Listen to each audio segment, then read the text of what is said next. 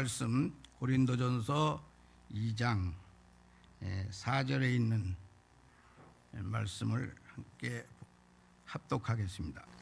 내가 말과 내 전도함이 설득력 있는 지혜의 말로 하지 아니하고 다만 성령의 나타나심과 능력으로 하여. 아멘. 바울 사도는 전도의 화신입니다. 바울 사도의 생애는 완전히 하나님 앞에 전도인으로 그 생애를 드리는 그런 생애를 살았습니다. 그래서 전도의 성경에서 전도의 전문가라면 이 바울 사도가 최고의 그 전도자입니다. 그 방법도 그렇고 방향도 그렇고 여러 모습으로. 그래서 우리는 이 전도를 하는 데 있어서 이 바울 사도의 그 모형, 전도의 모형을 우리가 잘 살펴서 따라가면 우리는 바울 사도와 같은 그런 사역을 할 수가 있습니다. 바울 사도가 근데 전도를 하는데 어떤 기본적인 신앙을 가지고 전도하느냐면 성령의 나타나심과 능력으로 했다. 성령의 나타나심과 능력. 그래서 전도의 기본은 성령의 나타나심과 그 능력으로 하는 것이다. 그런데 바울 사도는 구체적으로 그 성령의 나타나심과 그 능력이 어떤 것이냐, 그것을 보여주신 말씀이 있습니다. 나와 같이 해라. 나와 같이 하라. 그래서 우리가 그 성경 말씀을 고린도전서 10장 33절 한번 보겠습니다. 다 같이 합독하겠습니다. 나와 같이 모든 일에 모든 사람을 기쁘게 하여 자신의 유익을 구하지 아니하고 많은 사람의 유익을 구하여 그들로 구원을 받게 하라. 우리가 2장 4절에서 전도하는데 전도의 그 중심은 성령의 나타나심과 그 능력으로 하는데 그것이 구체적으로 어떻게 나타나는가? 바울 사도는 나와 같이 하라. 근데 나와 같이 어떻게 하느냐? 모든 사람을 기쁘게 하고 많은 사람에게 유익을 구하게 하는 그 생활로 전도하라 이거죠. 바울 사도는 죽은 사람도 살리고 병자도 다 고치고 능력으로 말해도 바울 사도 같은 그런 능력을 나타내는 다른 사도들이 별로 없죠. 그런데 지금 전도하는데 그러한 그 성령님의 나타나심과 능력으로 하는데 그것을 첫째 어떤 형태로 바울 사도가 실행을 했느냐면 내 이익을 구하지 아니하고 아주 모든 사람을 기쁘게 하라. 그 모든 사람은 자기와 관계된 사람을 기쁘게 하라. 그리고 그의 유익을 구하라. 그의 유익을 그에게 주어라. 그러므로서 그들을 전도하라. 그 영혼을 구원하라. 이 바울 사도의 성령의 나타나심과 능력이에요. 우리가 전도하기 위해서 내 유익을 희생하고 나와 관계된 사람들에게 기쁨을 주고 유익을 주는 것은 뭐의 나타나심과 능력입니까? 성령의 나타나심과 능력이죠. 할렐루야. 그게 성령의 나타나심과 능력이에요. 바울 사도가 나와 같이 그렇게 하라는 거예요.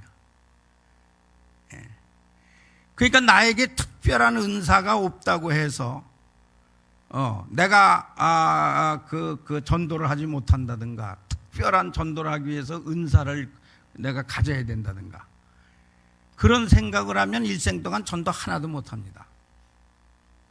근데 내가 전도를 하기 위해서 내 주변에 어느 한 사람에게도 그에게 기쁨을 주고 내 유익을 붙지 않고 그를 유익하게 하는 내 삶을 살았다면 그게 지금 뭐가 나타난 거예요?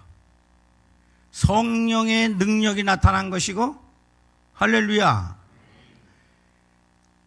성령의 나타나심과 능력의 나타나심인데 바울 사도가 한 바로 그것이 나타난 거예요. 할렐루야. 우리의 평범한 생활 속에서 항상 성령의 나타나심과 능력의 나타나심이 일상생활 속에서 있는 거예요. 아멘. 우리가 전도를 의식하면은 당연히 그 사람에게, 상대에게 기쁨을 주려고 하고 유익을 주려고 하고 이런 마음이 생기고 그런 신경을 쓰게 되죠. 이게 뭡니까? 뭐가 나타남이에요? 성령의 나타나심과 능력의 역사예요. 할렐루야. 여기서 바울 사도는 그걸 구체적으로 또 실행한 것이 있어요. 그리고 우리에게 그렇게 하라. 9장 한번 보겠습니다. 9장 19절에서 22절까지 봐야 되는데 22절만 한번 보겠습니다.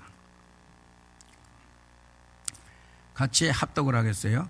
약한 자들에게 내가 약한 자같이 된 것은 약한 자들을 얻고자 함이요, 내가 여러 사람에게 여러 모습이 된 것은 아무쪼록 몇 사람이라도 구원하고자 함이라. 바울 사도는 구체적으로 전도하기 위해서 나와 관계된 사람에게 유익을 구하게 하고 또 그를 기쁘게 하는 이 일을 위해서 구체적으로 한 것이 무엇을 했느냐? 전도하고자 하는 그 사람의 입장에 서서 했다는 거죠. 그 대상의 입장. 내가 전도하고자. 그러니까 바울 사도가 여기서 얘기하는 것은 나는 유대인에게는 유대인 전도할 때는 유대인 같이, 또 율법이 없는 자에게는 율법이 없는 자 같이, 율법이 있는 자에게는 율법 있는 자 같이, 종된 자에게는 그와 같이 그 종된 입장에 서서, 자유한 자는 그와 같이 나도 자유한 자의 입장에 서서, 그래서 그 입장에 개별적으로 전도하고자 하는 그 개별적인 그 사람의 입장에 서서 내가 전도를 했다는 거죠. 할렐루야. 그래서 우리는 맞춤형 전도를 해야 돼요. 내가 전도할 사람을 하나 딱 정해놓으면은 그 사람 입장에 서서 그 사람과 같은 수준으로. 그래서 우리가 그렇게, 이 바울 사도의 전도예요. 그래서 우리가 불교인을 전도하기 위해서는 어떤 입장에 우리가 설 수 있어야 돼요? 불교인과 같은 입장에 서서 불교인을 전도해야 돼요. 할렐루야. 그러려면 그 사람들의 언어도 우리가 가지고 있어야 돼요. 그래야 그 언어 가지고 그들의 입장에서 불교인과 소통을 할 수가 있어요. 할렐루야. 우리나라의 불교인들이 한 2천만 명 됩니다. 2천만 명 되는데 이분들은 우리 기독교와 같이 전도를 안 해요. 그리고 그 스님들이 그 자기네들이 절에 오는 사람들에게, 그 불자들에게 왜 우리는 이 기독교처럼 저렇게 목숨 걸고 전도를 안 하느냐, 그러면서 그들을 재촉을 해요. 기독교인처럼 전도 좀 하라고.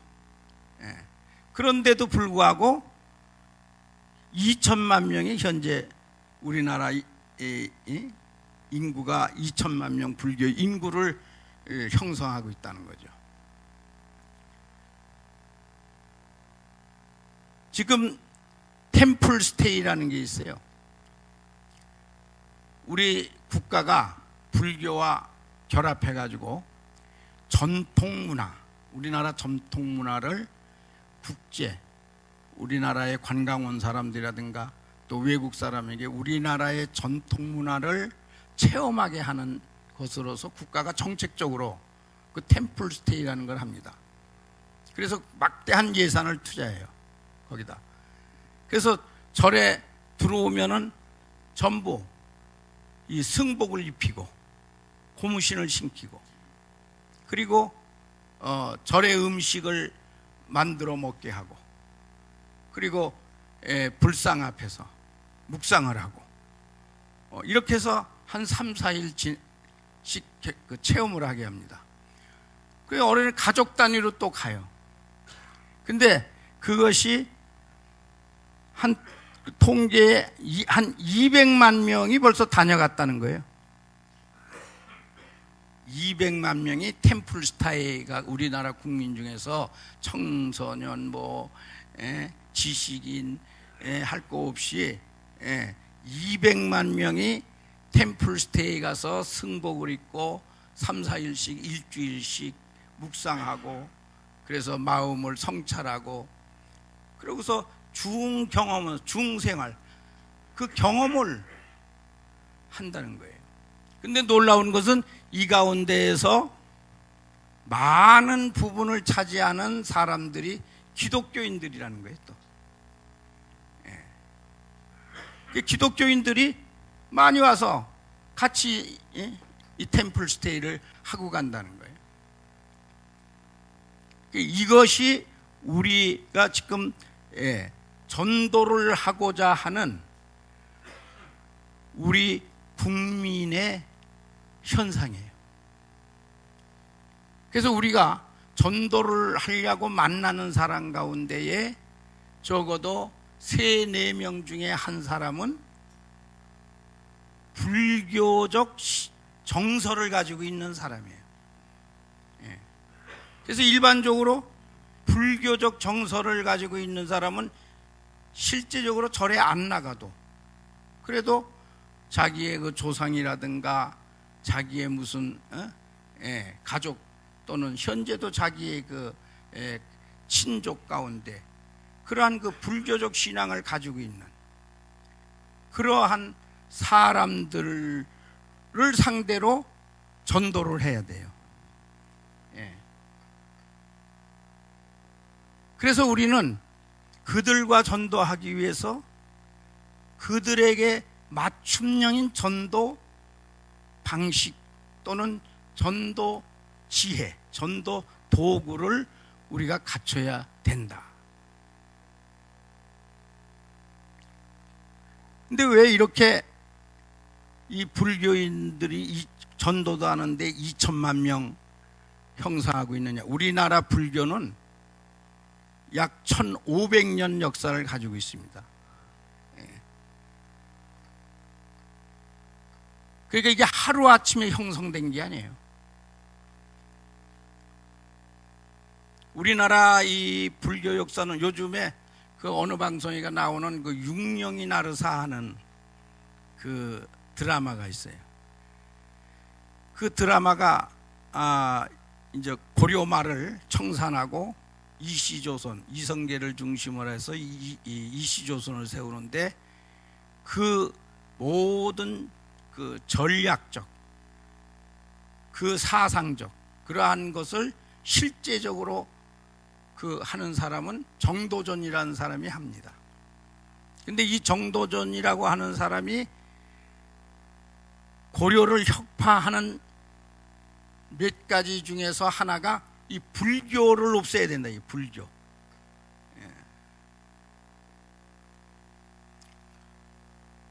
고려 말에 이 절이 한 13만 개가 돼요. 그리고 자식을 낳으면 그 중에서 하나는 절에 바쳐야 돼요. 절이 가지고 있는 땅덩어리가 국토의 3분의 1을 갖고 있어요. 그래서 백성들이 농사를 지려면은 절 땅을 소작으로 빌려서 그래서 농사를 하고 소작료를 절에다 바쳐요. 절에서 소를 키워요. 그래서 그 소로 또 빌려줘요. 그래서 그걸로 빌려다가 농사 짓는 그 소 사용료를 또 줘요. 절에서 돈을 또 대출해줘요. 농민들이, 백성들이 그 돈을 갖다가 쓰고 이자를 절에다 바쳐요. 심지어는 농주까지 만들어서 절에서 팔아요. 또 여관이라고 하는 그러한 것을 곳곳에 세워가지고 절에서 거기서 숙식을 하게 하고 나그네들이 또 거기서 숙식비를 받아요. 그래서 이 고려 경제는 불교의 행사를 만약에 없애면은 고려 경제는 완전히 망한다. 백성이 살 수가 없다. 그런 정도로 이 불교가 나라의 왕권도 쥐고 있고 정치도 쥐고 있고 사상도 쥐고 있고 백성들의 생활도 쥐고 있고 땅을, 양반들의 땅을 전부 회수해가지고 백성들에게 논아주려고 하는데 이 사람들이 땅을 전부 절에다 갖다 바쳐요.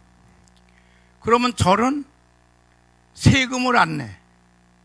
그러면 그 양반들이 절에다 바친 그 땅을 위장해서 갖다 바치고 그러고서 그 절과 결합해가지고 자기 재산을 유지하는 거예요. 보호받는 거예요. 그러니까 정도전이가 도저히 절을 없애지 않으면, 절을 없애지 않으면은 이 개혁을 할 수가 없다. 그런데 왕이 이 불교를 뒷받침으로 한 왕권을 보호받는 그런 위치에 있기 때문에 왕은 그걸 동의하지 않는 거예요. 그러니까 왕을 없애야 된다. 혁패를 하려면 이 왕을 바꿔야 된다. 그 정도전이 그런 혁파를 하는 거예요. 그래서 절을 없애버리고 한 300개 남겨놓습니다. 그것도 없애버리려고 하는데 극렬한 반대를 해요. 백성들 마음속에 1000년 이상의 이 마음을 잡고 있는 이 불교를 어떻게 네가 없애려고 하느냐. 그래가지고 300개 정도 남겨놔요. 그리고 이걸 전부 이 절이 산으로 들어갑니다. 그 산에 들어가서 이 사람들이 생활을 하려고 하니까 이제 먹을 게 없잖아요. 그전에는 절을 전부 자급자족도 할 수 있고 국가가 또 특별히 지원을 해주고 그러는데 다 끊어버리니까 그래서 사람을 불러들여야 되죠.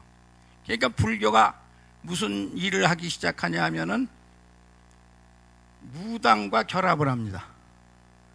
무속과 결합을 해요. 그래서 기복을 빌어주고 사자의 그 길을 빌어주고 또 운명도 이렇게 쳐주고 또 죽은 자의 그 뼈를 갖다가 놓고 뭐 49제도 지내주고 이러한 일을 여기서 결합해서 하게 돼요. 그래서 한국의 불교는 무교와 결합되어 있어요. 그래서 사람들은 불교에 가서 불교적 무교의 인생을 맡기는 거예요. 그래서 이제 우리나라의 그 심층 구조, 우리 민족의 그 심층 구조를 보면 맨 밑에는 무교층 그 심층을 가지고 있어요. 근데 그 위에 불교의 심층 구조를 갖고 있죠. 그 다음에 이제 유교적 심층 구조를 갖고 이렇게 삼중적 심층 구조를 갖고 있는 게 우리나라 국민의 그 쌓여 있는 마음의 구조예요. 우리는 지금 이렇게 있지만은 우리 속을 들여다보면 이 세 가지 심층 구조가 나도 모르게 역사 속의 DNA로 형성되고 있다는 거예요. 그런데 이러한 우리가 이제 기독교인이 되죠. 그럼 기독교인은 이것이 어떤 심층 구조를 갖고 있느냐? 맨 밑에 마음은 불교적, 생활은 유교적, 기도는 무교적. 우리나라 기독교의 우리의 심층 구조가 보이지 않게 마음은 불교적인, 또 생활은 유교적인, 기도는 무교적인, 이런 삼층 구조를 갖고 있는 게 우리 기독교인의 심층 구조라는 거예요. 여기에서 제일 우리가 해결해야 될 부분이 이 불교입니다. 이 불교가 유교도 흡수하고 무교도 흡수해 버렸어요. 그래서 이 불교를 우리가, 첫째 우리 기독교인 자체가 불교적 심층 구조에서 해방받아야 돼요.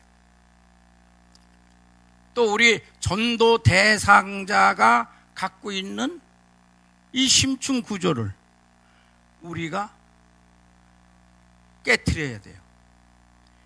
그래야 이제 우리가 전도할 수 있고 참 기독교의 뿌리를 내릴 수 있는, 이제 우리가 이런 신앙을 갖게 돼요. 그래서 우리가 불교인 전도는 사실은 불교인 전도를 하면서 우리 자신이 불교적 심층 구조에서 해방받는 이런 이중적인 필요에 의해서 이 불교인 전도적 방식을 우리가 꼭 갖춰야 된다. 그러한 문제가 해결되기를 축원합니다.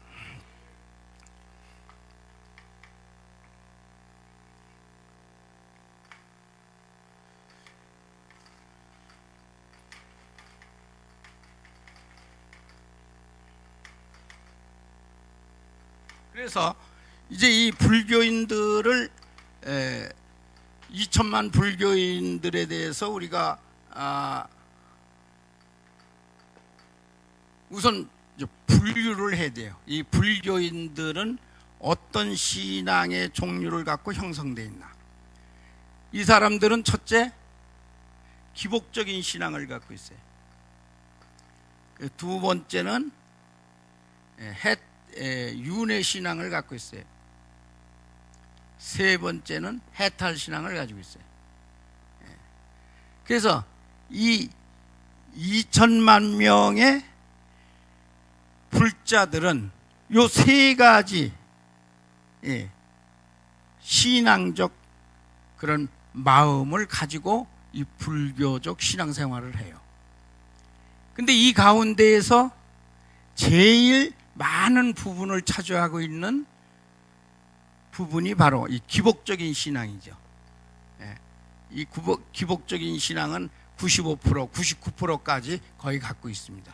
그 나머지 윤회 신앙, 그 다음에 해탈 신앙을 가지고 있어요. 근데 이 세 신앙이 어디에서 하나로 만나서 한 덩어리로 생활을 하느냐 하면 절이라는 데서예요.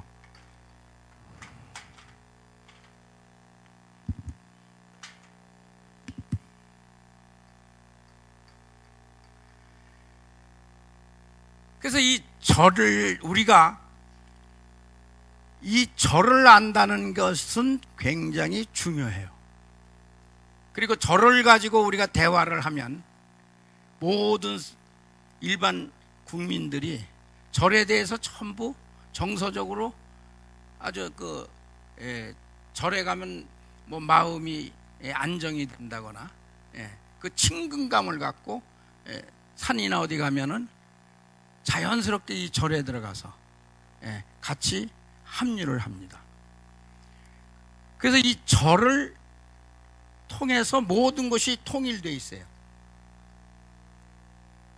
근데 이 절은 불교의 팔만대장경 모든 것이 이 절 구조물에 나타나 있어요.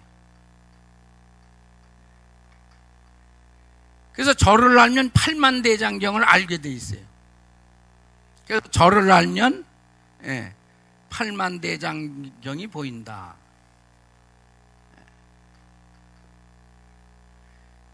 절을 알면 불교인 전도길이 보인다. 이게. 절을 알면 불교에서 해방받는 길이 보인다. 절에 구조물이 있는데 이 구조물을 보면은 그 안에 팔만대장경이 보이고 그 안에 불교인 전도길이 보이고 불교에서 해방받는 길도 그 안에서 보인다. 그래서 이제부터 구체적으로 이 절의 구조물을 하나하나 가지고 우리가 전도하는 그 도구를 어떻게 사용해야 되는가, 그런 걸 이제 한번 같이 훈련 한번 해보겠습니다.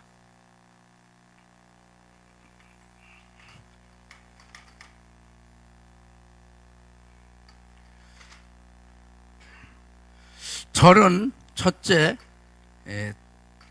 달이라는 구조물이 있어요. 또 둘째 문이라는 구조물이 있고, 셋째 탑이라는 구조물이 있고, 넷째 불상이라는 구조물이 있고, 셋째 삼신각. 요 5가지 구조물을 가지고 있어요. 그러니까 이 절은 우리가 가면은 절에 따라 단순한 이 구조물을 갖고 있는 데도 있고 아주 복잡한 구조물을 갖고도 있는데, 그 가운데에 우리가 핵심적인 걸 정리하면 요 5개의 구조물을 갖고 있다. 그래서 요 5개의 구조물을 우리가 주목해야 돼요.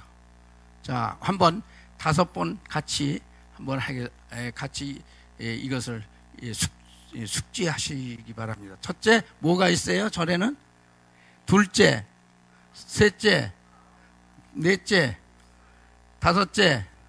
자, 계속해서 다리, 문, 탑, 불상, 삼신각. 다리, 문, 탑, 불상, 삼신각. 다리, 문, 탑, 불상, 삼신각. 다리, 문, 탑, 불상, 삼신각.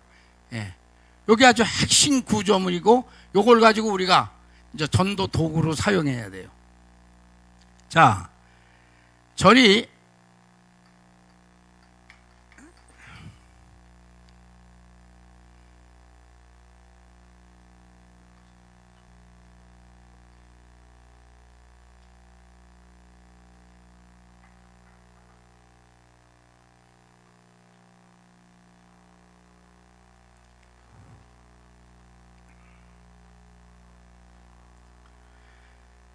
자, 절을 우리가 첫 번째, 절에는 다리가 있어야 된다 그랬어요.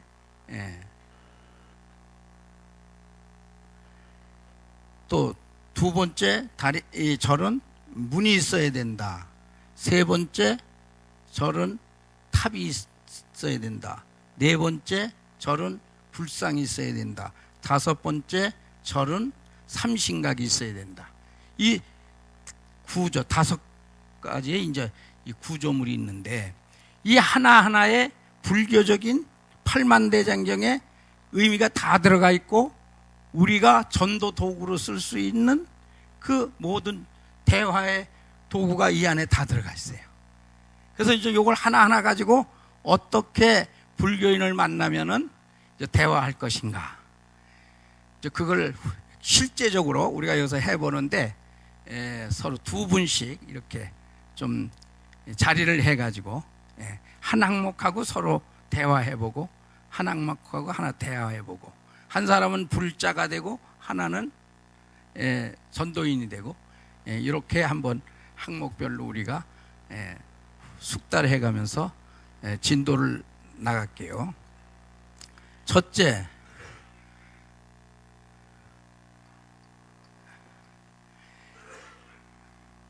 왜 이 절에 들어갈 때 첫 번째 이 다리가 있어야 되느냐?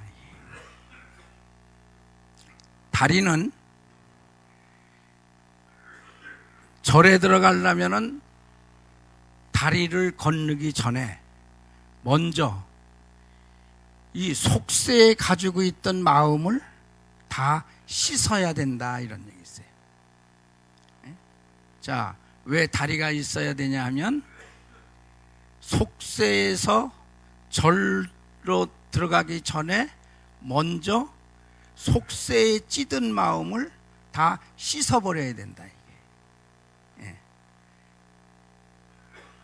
그래서 이 다리는 이름이 세심교라 그래요. 세심교. 예. 마음을 닫고 들어가는 다리다.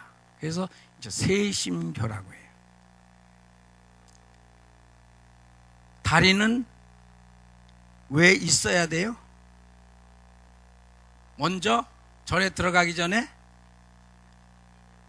세속에 찌든 마음을 다 씻고 들어와라. 여기서 자꾸 말을 해야 돼요. 그래야 불교인 만나면 대화가 열려요.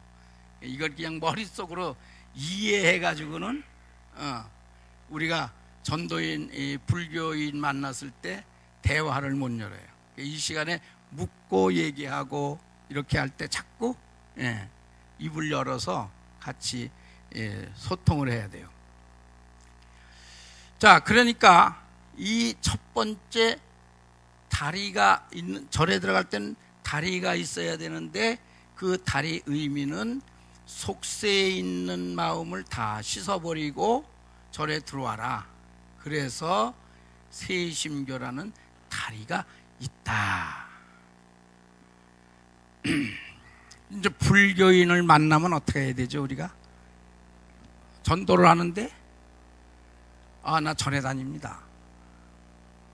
난 불교인입니다. 이렇게 얘기하면 이제 우리가 어떻게 거기에 대해서 이 대화의 문을 열어야 되죠? 지금 같았으면 어떻게 반응을 우리가 했어요? 절에 다닌다? 불교인이다 그러면 사실 더 말을 전개할 그 소재가 없어요, 우리는. 그러니까 그냥 그러세요 하고 뒤로 그냥 돌아서든지, 아니면은 예수 믿으면 천국 가고 지옥에서 불교하면 지옥 갑니다. 이렇게 또 우리가 쏴붙이든지, 그렇게 하고 우리는 돌아서죠. 근데 그렇게 한번 쏴붙이면 그 사람은 영영 우리하고는 끊어지죠. 지금까지 우리의 모습이에요. 우리가 뒤로 돌아설 때는 뭔가 좀 패배자 같은 느낌도 들어요. 이제부터는 잘 듣고 이제 서로 옆에서 해보세요. 나는 절에 나갑니다. 나는 불교인입니다. 그렇게 상대가 할 적에는 반갑게 인사를 하세요. 근데 반갑게 어떻게 인사를 해요? 그러세요? 어느 절에 나가시죠? 어느 절에 다니시나요? 이렇게 반갑게 인사를 해야 돼요. 그러면 이제 이분이 자기는 어느 절에 나간다, 이렇게 얘기를 할 겁니다.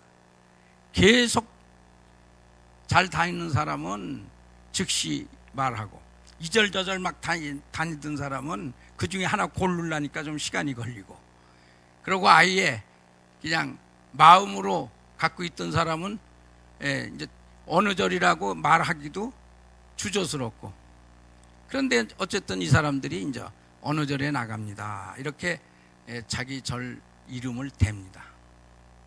그러면 이제 우리는 그러세요. 그런데 그 절에 그 들어가시는 첫 번째 절 앞에 다리가 있습니까? 하고 물어보세요. 뭐가 있냐고 물어봐요? 다리가 있습니까? 하고 물어보세요. 그런데 사실 현재 모든 절은 다리가 있는 절도 있고 또 다리가 없는 절도 있어요. 이거는 기본적으로 절의 그 기본 그 구성이 완벽하게 되어 있는 이 갖춰야 하는 이 구조물인데 이걸 생략하고 있는 그런 절들도 많이 있어요. 또 다리가 있어도 실제 이 다리에 어떤 의미가 있다고 하는 걸 의식하고 다니는 불자들이 거의 없어요. 그래서 있어도 있는지 없는지 모르고 없으면 더군다나 의식 안 하고 그게 일반적인 불자들이에요. 그래서 우리가 어느 절에 나가십니까? 그러세요. 근데 그 절에 들어가시는데 다리가 있습니까? 그러면 다리가 있다는 사람도 있고 없다는 사람도 있고 모르겠다는 사람도 있죠.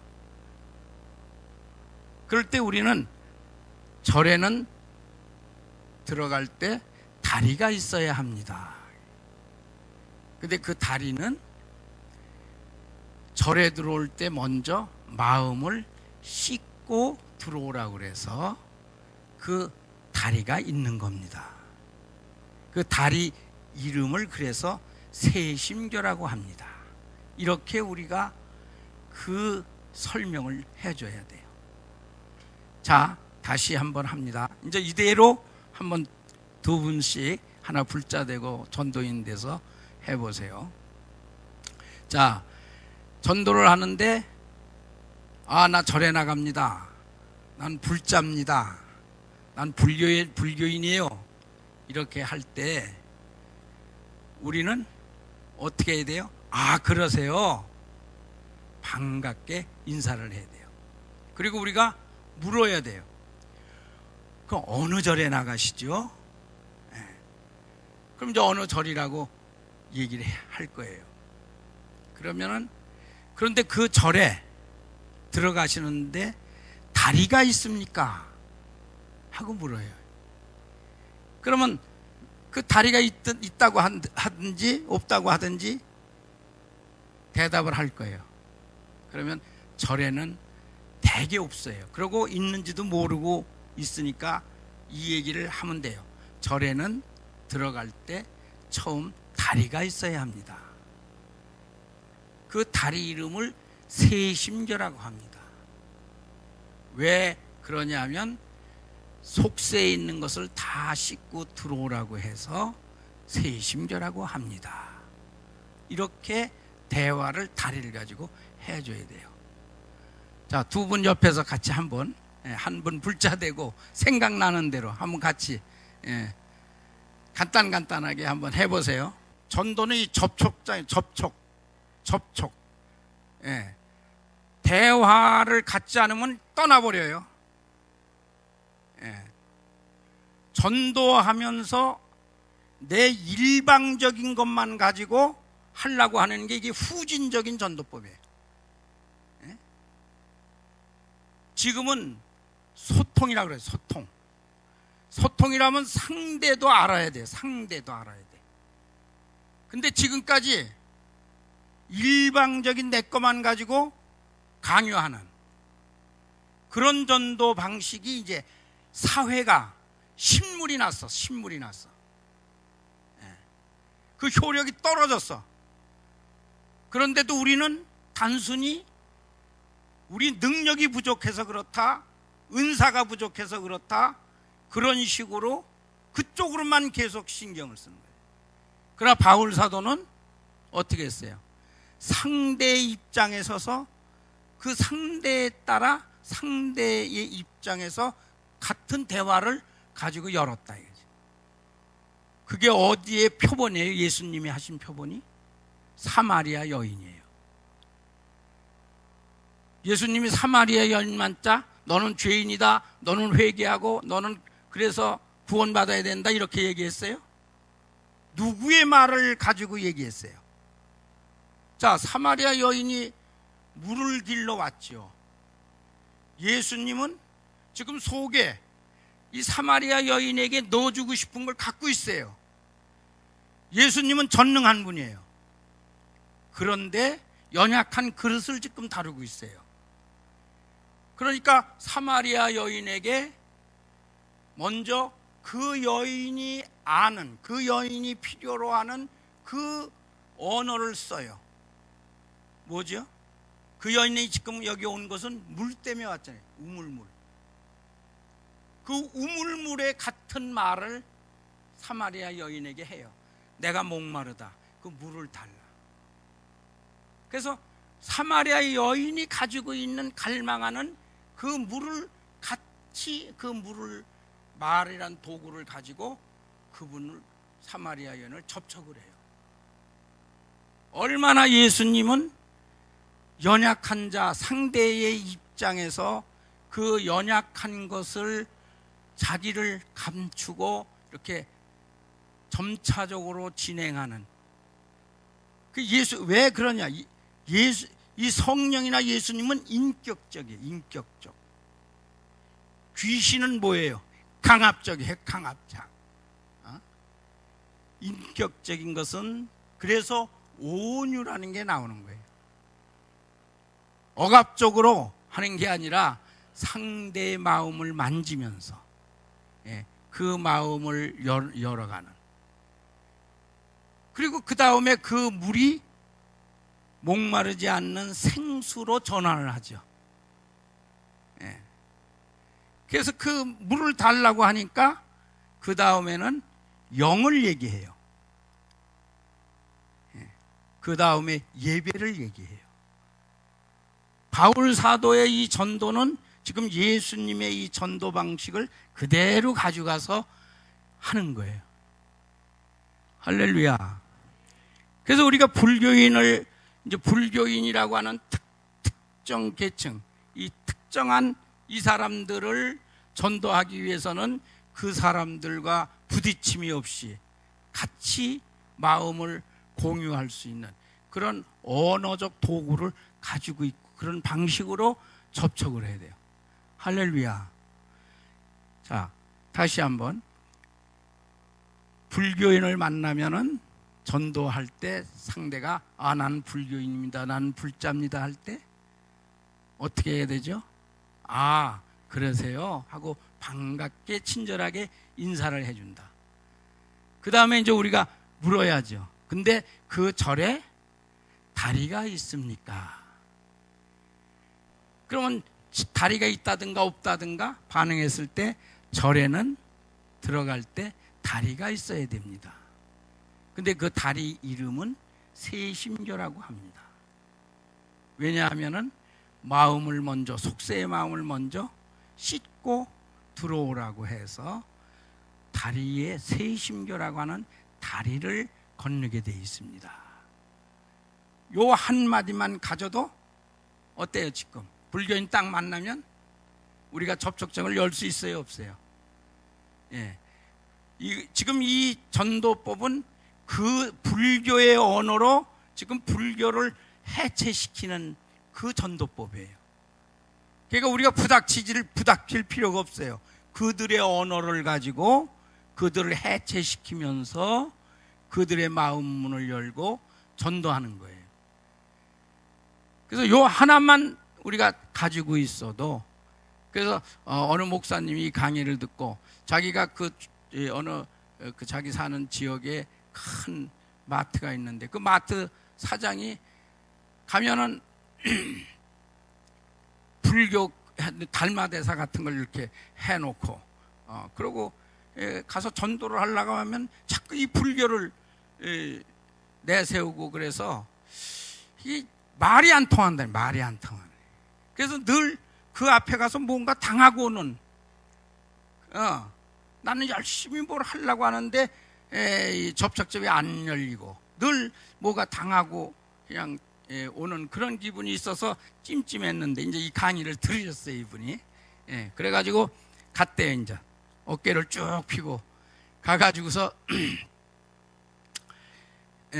인사를 딱 하고, 그러고 나서 어느 절에 나가시죠?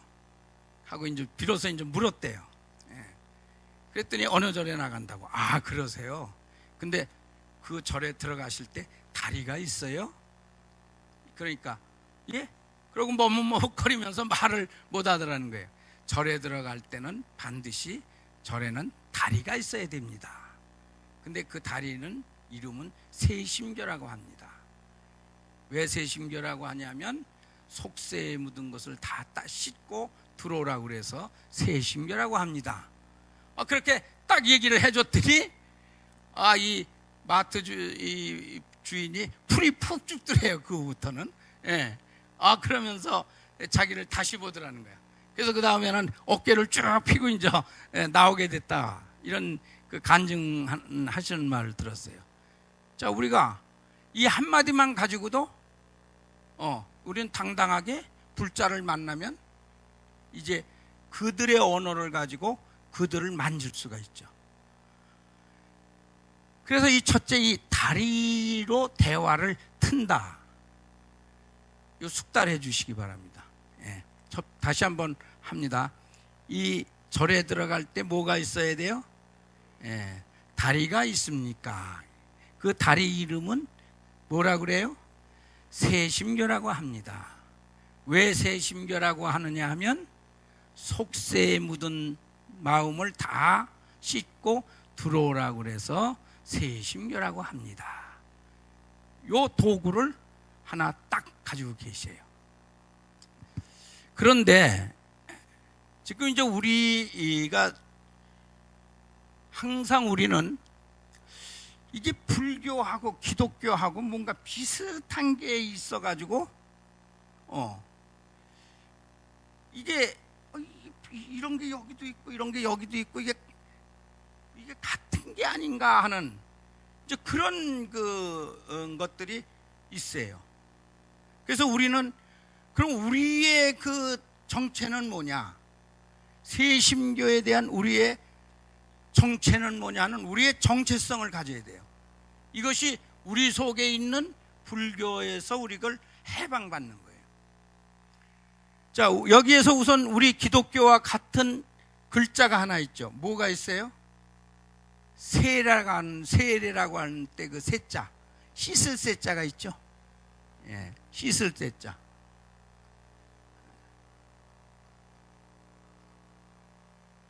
자, 우리 여기 계신 분들은 우리 침묵이 아닌 분들은 이제 그 세례를 받았을 거예요. 그렇죠? 그러면서 어떤 뜻을 이해하냐면은 요 세자를 죄를 씻는다. 그런 의식을 갖고 있어요. 그런데 이 세자는 뭘로 번역이 돼야 바른 번역이냐면 침자로 바뀌어야 되죠. 이것은 약자죠. 변형된 글자죠. 이 침자의 원형은 죽는다는 거예요. 죽는다는 거. 그러니까 우리의 세례라고 하는 것은 그 본 의식의 본 의미가 뭐예요? 죽는다고 하는 거예요. 죽는다는 거.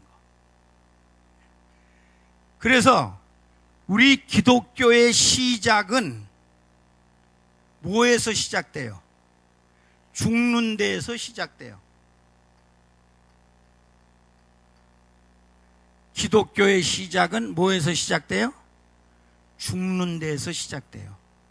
씻는 데에서 시작되는 게 아니에요. 죽는 데에서 시작된다. 자, 바울 사도가 나는 그리스도와 함께 뭐 했어요? 십자가에 못 박혔고, 갈라디아서 2장 20절. 십자가에 못 박혔다고 하는 말은 무슨 말이에요? 죽었다는 얘기죠. 나는 그리스도와 함께 십자가에서 죽었고. 할렐루야. 바울 사도 신앙은 날마다 그걸 선포했어요. 나는 그리스도와 함께 십자가에 못 박혀. 바울 사도는 날마다 죽었죠. 난 날마다 죽는다. 날마다 어떻게 죽어요? 이 자기 십자가에서 그리스도와 함께 죽었다고 하는 이 죽음을 날마다 선포하면서 사는 것이 그게 죽음이에요. 할렐루야. 바울 사도가 십자가에서 나는 십자가에 못 박혔고 할 때 십자가에 못 박힌 그 나는 어떤 나예요?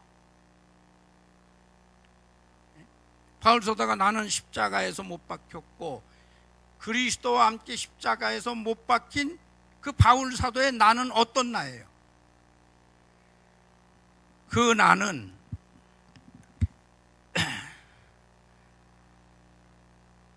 선악과 나예요. 선악과 나. 무슨 나요? 선악과 나예요. 선악과를 먹었을 때에 선악과의 나라고 하는 것이 인간 속에 생겼어요. 나는 아담 안에서 있을 때 아담이 선악과 먹었을 때 나도 그 속에서 같이 먹었어요. 나는 원래가 아담 안에 있었어요. 시간 안에서 내가 나온 것뿐이지 내 원존재는 아담 안에 있었어요. 그래서 그 아담이 선악과 먹었을 때 나도 같이 먹은 거예요. 그 아담이 선악과 먹은 그 날은 십자가에서 예수가 못 박힐 때 예수 안에서 그게 함께 못 박혀 버렸어요. 그래서 선악과 먹은 나는 그리스도와 함께 십자가에서 못 박혔나니 하고 선포를 해야 돼요. 자, 바울 사도의 죽음을 이 시간에 한번 누려봐요. 십자가의 죽음을 같이 누려봐요. 같이 시작. 선악과 먹은 나는 그리스도와 함께 십자가에 못 박혔나니 선악과 먹은 나는 그리스도와 함께 십자가에 못 박혔나니 선악과 먹은 나는 그리스도와 함께 십자가에 못 박혔나니. 항상 첫 번째로 우리 크리스찬들이 해야 될 것은 그 선포예요. 할렐루야. 바울 사도가 첫 번째 선포하는 그 신앙의 고백이 선악과 먹은 나는 그리스도와 함께 십자가에 못 박혔나니, 이거를 날마다 선포하는 거예요. 그래서 우리도 첫 번째 아침에 일어나면 뭐부터 선포해야 돼요? 죽은 것을 선포해야 돼요. 선악과 먹은 나는 그리스도와 함께 십자가에 못 박혔나니. 해방감 안 느끼세요? 이거 선포하니까? 내가 이성적으로 따져서 그거를 지금 하는 게 아니라 그게 하나님의 본 경륜이기 때문에 그냥 그대로 하면 그대로 내 안에 해방이 느껴져요. 설명이 필요 없어. 할렐루야. 그게 하나님의 법이기 때문에 그대로 돼버리는 거야. 그걸 우리는 그대로 느끼는 거지 설명이 필요 없어. 그렇게 됐기 때문에 그래. 그거는 거기에 합치됐기 때문에 그래. 자, 5번만 선포합시다. 선악과 먹은 나는 그리스도와 함께 십자가에 못 박혔나니, 선악과 먹은 나는 그리스도와 함께 십자가에 못 박혔나니, 선악과 먹은 나는 그리스도와 함께 십자가에 못 박혔나니. 자, 우리 속에 미움이라든가 죄라든가 교만이라든가 상처받은 아픔이라든가 강렬한 욕망이 일어날 때, 육적 욕망이 일어날 때 거기다 대고 나는 뭐라고 선포해야 돼요? 그것들은 전부 어디에서 나온 것들이에요? 선악과에서 나온 거예요. 그게 내 속에 미움, 시기, 질투, 연약함, 우울증, 이 혐오, 상대방이 어떠 했을 때 상처받는 그러한 거, 이 모든 얘기. 할렐루야. 그러므로 우리는 십자가의 구속만 가지고 구원을 얘기하면 이건 구원에, 하나님의 경륜 구원에 미치지 못하는 말을 하고 있는 거예요. 반드시 거듭남 구원을 얘기해야 돼. 거듭남은 변화가 아니야. 거듭남은 변화가 아니고 내 바깥에서 내게 없었던 하나님의 생명이 들어오는 거예요. 들어오는 거. 그래서 두 번째 낳는 거예요. 두 번째 생명 받는 거. 그걸 거듭남이라고 하는 거예요. 하나님의 목적이 거기 있어요. 자기 생명으로 우리 안에 들어오는 거. 근데 우리 안에 어디로 들어오느냐? 영으로 들어와. 성령으로 난 자는 영이라. 그 생명이 있기 때문에 우리가 하나님이 우리 아버지가 되는 거예요. 생명을 빼버리고 아버지라고 하면 그건 양부야, 양부. 신약에 와서 예수님이 하나님을 첫 번째 세우는 것이 아버지로 선포를 해, 아버지로. 근데 이해를 못해. 참남하다 그러죠. 근데 예수가 왜 하나님을 아버지로 부를 수가 있어요? 예수 안에 하나님의 친생명이 들어와 있는 거예요. 그 생명이 곧 하나님을 아버지로 부를 수 있게 한 거예요. 그러니까 우리가 지금 하나님을 아버지로 부르는 것은 우리가 처음 예수 영접했을 때, 예수 이름 불렀을 때 구속도 이루어졌을 바는 아니라 모두 들어왔어요. 하나님의 생명이 들어온 거예요.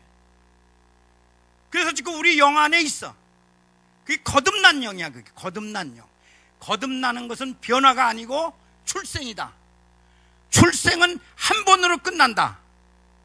할렐루야. 내 상태와 관계없이 들어오신 분은 영원히 계셔. 생명은 취소할 수 없는 거다. 그래서 우리는 하나님의 친자가 됐어요, 양자가 됐어요. 성경이 잘못 번역돼 가지고 양자 자꾸 하고 있어요. 양자. 지금은 바뀐 성경에서는 양자를 빼버렸어 그냥. 우리는 그 생명을 가지고 있으면은 그 생명을 준 그분은 내 양부야, 친부야. 친부죠. 내 생명을 가지고 있는 자식이 있으면 그것은 양자야, 친자야. 친자예요, 친자. 할렐루야. 그러므로 우리는 내 속에 들어오신 그분의 생명을 근거로 해서 그분을, 예수님 안에 그분의 생명이 있어서 그분을 아버지라고 부르고 아들로 했는데 바로 그 예수의 생명의 영이 우리 영으로 지금 들어와 있다는 거지. 언제? 불렀을 때, 처음 믿음을 고백했을 때. 나는 들어온지도 지금 모르고 있는 거야. 우리는 체험으로 알려고 그래. 체험으로 아는 게 아니고 믿음으로 누리는 거예요. 믿음으로. 할렐루야. 그래서 바울 사도가 믿는 믿음으로 내가 산다. 바울 사도는 선악과 먹은 내가 예수와 함께 십자가에 못 박힌 그것도 믿는 믿음으로 살고, 자기 영 안에 하나님의 생명이 들어와 계신 것을 또 믿는 믿음으로 사는 거예요. 경험으로 살라고 하지 않아요. 경험으로 사는 게 아니야. 바울 사도 같은 분도 계속 자기 속에 경험이 있든 없든 뭘로 살았어요? 믿음으로 살았어요. 믿음으로.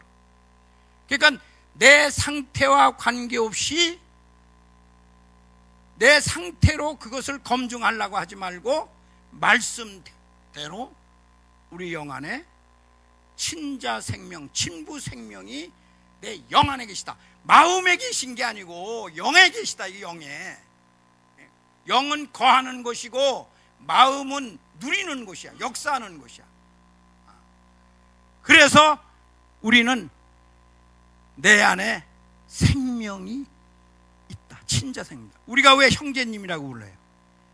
교회에서 가장 불러야 하는 장로, 집사, 목사보다도 먼저 불러주면 세워야 할 게 뭐가 세워져야 돼요? 형제 자매. 그래 바울 사도 쭉 보면 형제. 근데 한 형제가 되는 것은 한 뭐가 있다는 거야. 생명이, 한 생명을 각 나눠진 자가 형제지. 한 생명이 아닌 자 보고 우리가 형제라고 안 하잖아. 그 의형제라고 그러지. 우리는 친형제. 할렐루야. 그래서 교회에서 제일 정답게 우리가 정서적으로 통하는 것은, 그래서 성경에 보면 장로 형제라고, 장로 형제, 사도 형제, 형제 자매. 선포하고 누려보세요. 내 영 안에 계신 생명이신 아멘 주 예수 그리스도시여, 내 영 안에 계신 생명이신 아멘 주 예수 그리스도시여, 내 영을 지정해서 그 영 안에 계신 그리스도의 생명의 이름을 계속 부르세요. 그게 내 혼 안으로, 내 마음 안으로 영 안에 계신 생명이 누려지는 거예요. 자, 한번 옆에 있는 분들에게, 같은 남자끼리는 형제 영 안에 계신 주님을 사랑합니다 한번 하고, 자매 영 안에 계신 주님을 사랑합니다 한 3번 고백해 보세요.